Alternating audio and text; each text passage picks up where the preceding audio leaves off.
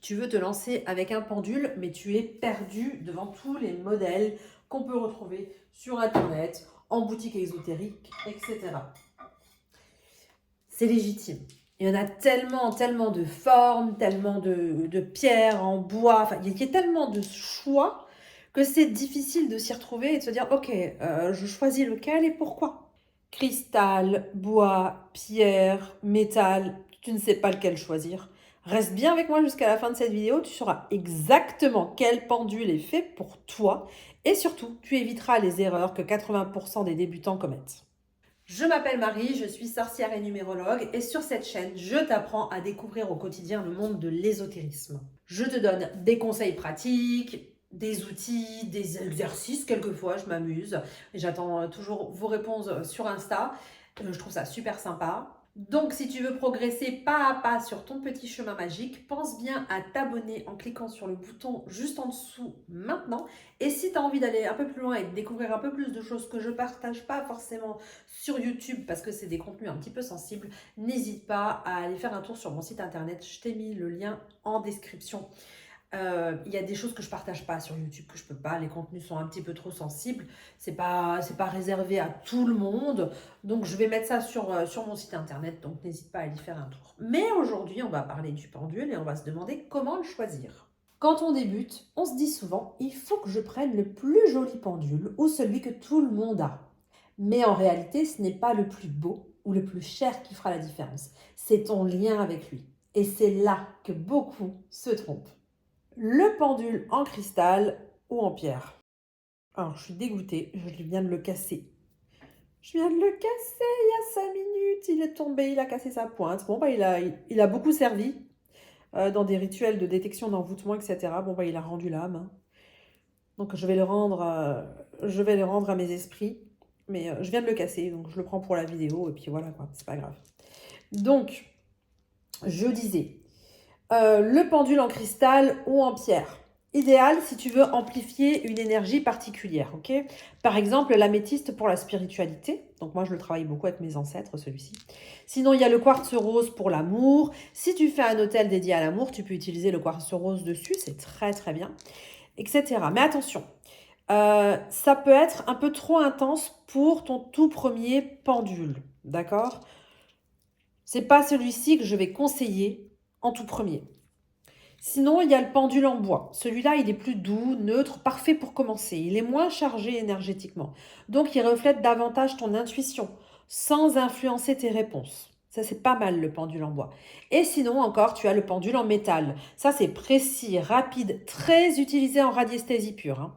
Si tu es dans un cadre plus scientifique ou très cartésien, c'est un bon choix. Mais attention, il demande un peu d'expérience pour bien l'apprivoiser. Petite astuce bonus si tu es en magasin et que tu as le cran de le faire, hein, parce qu'il y en a qui vont se gêner. En fait, ce que je te conseille de faire, ça va être de fermer les yeux, pardon, et de passer ta main au-dessus des pendules. Ok? Tu passes ta main au-dessus et t'essayes de ressentir celui qui t'appelle. Quand tu sens quelque chose qui se passe, tu ouvres les yeux, tu regardes. Le premier que tu vois qui est en lien à l'endroit où il y a une petite gêne, où il y a quelque chose, il y a un truc qui se passe. Moi, souvent, j'ai la main qui chauffe. Ça dépend des personnes. Hein. Voilà. Si tu es sensible aux énergies, ça peut fonctionner pour toi. Donc, tu passes ta main et là où il y a quelque chose, ben, hop, tu choisis le pendule en question. Quoi. Donc, le bon pendule, ça va être celui qui va résonner avec toi, hein, évidemment. Mais c'est pas une obligation, c'est pas une obligation, c'est pas une obligation. Parce que j'entends beaucoup ça sur les réseaux, les praticiens qui disent oui, le pendule te choisit. La première fois que tu choisis un pendule, tu vas, tu dis bon, c'est celui-là qui me plaît, hop, je le prends. Mais tu vois, là, je t'explique vraiment qu'est-ce qui est mieux quand tu commences entre les pierres, le bois, le métal. Moi, je conseille le bois pour débuter. Pour moi, c'est vraiment le premier parce que les pierres risquent vraiment de t'influencer. Là, le bois, c'est neutre, c'est simple, rapide, efficace. Pour moi, c'est ce qu'il y a de mieux pour commencer. L'erreur classique, ça va être de choisir le pendule voilà, il est à la mode sur les réseaux. Ah bah j'ai vu plein de nanas sur TikTok, sur Insta, etc. qui l'utilisaient sur YouTube, dans les shorts, qui utilisaient ce pendule-là. Donc c'est celui-là que je veux. Oui, tu peux te faire plaisir comme ça, oui. Mais si vraiment tu as envie d'apprendre à travailler avec, Ça, c'est plus pour te faire plaisir, pour le mettre à la maison, tu le regardes quand tu passes, tu es content, ça te fait plaisir. Ouais. Mais si maintenant tu as vraiment envie d'apprendre à travailler, si tu as vraiment envie d'avoir des réponses, c'est pas la méthode que je vais te conseiller.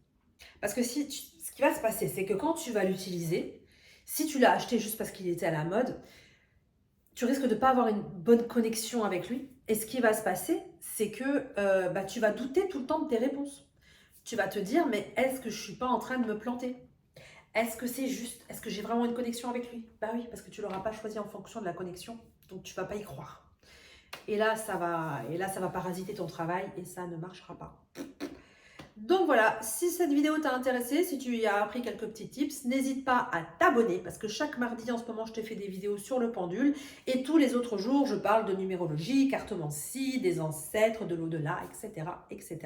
Donc n'hésite pas à t'abonner. Si, comme je le disais tout à l'heure, si tu as envie de te mettre un petit coup de pied aux fesses et que tu as envie d'aller un petit peu plus loin dans ta pratique, d'en apprendre un peu plus, n'hésite pas à aller faire un tour sur mon site internet. Je te mets le lien en description. Donc voilà. On se retrouve bientôt pour une nouvelle vidéo. Prends bien soin de toi et de tes proches et que les dieux te rendent ce que tu donnes aux autres. Ciao, ciao!